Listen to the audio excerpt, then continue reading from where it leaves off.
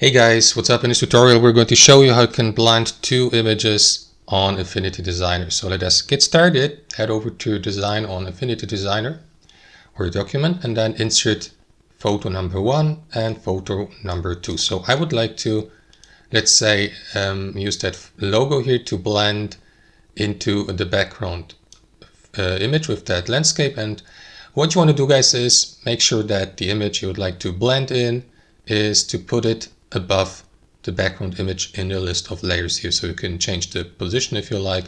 I will put it here at the top, right?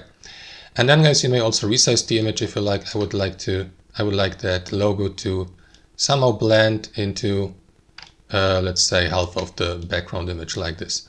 So what you want to do next is select the given image at the top here and then click into mask layer and create a new layer, a mask layer here. So to select the mask layer, expand that drop down menu here and click into mask here.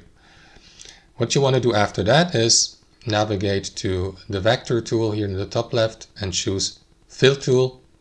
And then, guys, you will see, if you hover your mouse over those two images, you will see here somewhere on close to the center, you will see that red line here with that red dot or that handle. So you may click into it and then adjust the blending, right? So left click and hold it like this to adjust the blending.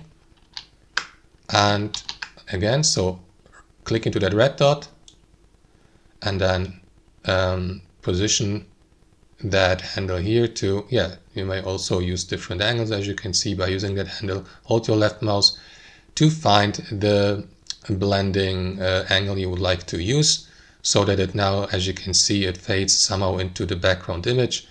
And you can use that handle here to adjust that. And that's how you do it, guys. Thanks for watching and have a wonderful day.